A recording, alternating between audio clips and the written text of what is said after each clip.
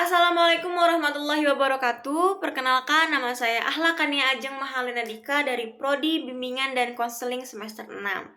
Di sini saya akan menyampaikan refleksi pribadi saya terkait pemahaman yang sudah saya dapatkan dari materi evaluasi bimbingan dan konseling komprehensif. Nah, dari materi tersebut saya jadi lebih memahami bahwa evaluasi dalam bimbingan dan konseling ini merupakan bagian yang sangat penting. Sebelumnya saya berpikir bahwa evaluasi ini hanya dilakukan untuk melihat hasil akhir dari suatu program, tetapi setelah saya mempelajari materi ini lebih dalam lagi, saya menyadari bahwa evaluasi ini dilakukan secara menyeluruh, mulai dari tahap perencanaan, pelaksanaan, hasil, hingga dampak terhadap peserta didik. Nah, dari situ saya mulai memahami bahwa evaluasi bimbingan dan konseling komprehensif ini tidak hanya berfokus pada satu aspek saja, tetapi mencakup seluruh proses layanan. Hal ini membuat saya menyadari bahwa dalam memberikan layanan bimbingan dan konseling ini, seorang guru itu tidak bisa melakukannya secara asal, tetapi harus benar-benar direncanakan dengan matang dan dievaluasi secara berkelanjutan. Selain itu, saya juga mendapatkan pemahaman bahwa tahap perencanaan ini memiliki peran yang sangat penting dalam keberhasilan program. Jika program tidak disusun berdasarkan kebutuhan siswa dan siswi, maka kemungkinan besar program tersebut tidak akan berjalan dengan efektif. Nah, dari sini saya belajar bahwa penting untuk memahami kondisi dan kebutuhan peserta didik sebelum memberikan layanan. Kemudian, pada tahap pelaksanaan, saya menyadari bahwa meskipun program sudah dirancang dengan sebaik mungkin, tetapi jika pelaksanaannya tidak maksimal, maka hasilnya juga tidak akan optimal. Nah, hal ini membuat saya memahami bahwa guru BK itu harus memiliki keterampilan dalam menyampaikan layanan agar siswa dan siswi tertarik dan terlihat secara aktif.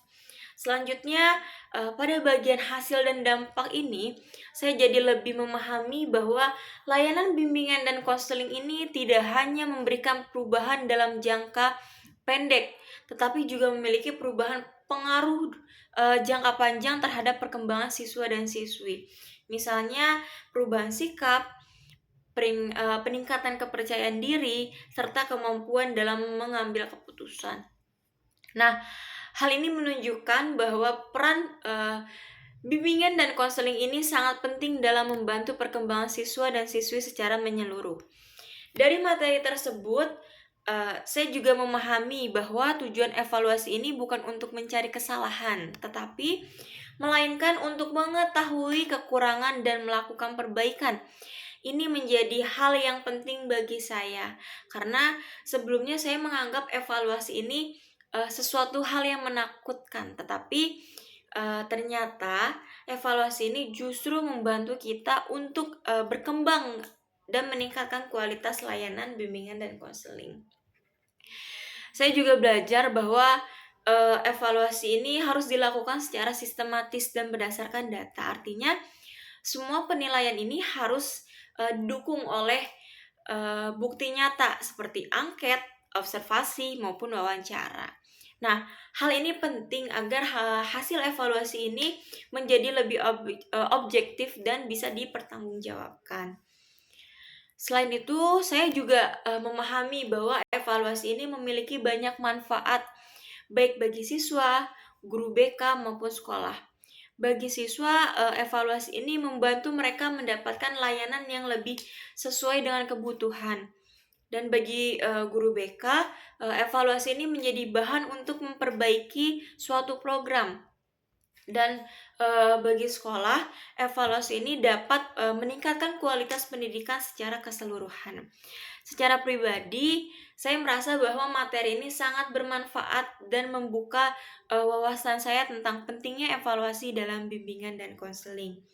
Saya jadi lebih memahami bahwa menjadi guru bimbingan dan konseling ini bukan hanya memberikan layanan, tetapi juga harus mampu mengevaluasi dan mengembangkan program secara terus-menerus. Nah, dari refleksi ini, saya juga menyadari bahwa saya masih perlu banyak belajar, terutama dalam memahami bagaimana cara melakukan evaluasi secara langsung di lapangan.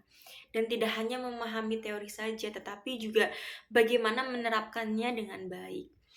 Harapan saya ke depannya, saya dapat lebih memahami lagi tentang evaluasi bimbingan dan konseling komprehensif ini dan mampu menerapkannya ketika nanti akan terjun ke dunia pendidikan.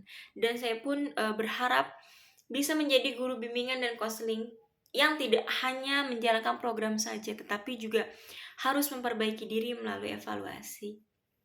Mungkin itu saja refleksi pribadi yang dapat saya sampaikan. Kurang lebihnya mohon maaf. Wassalamualaikum warahmatullahi wabarakatuh. Terima kasih. Audio Jungle.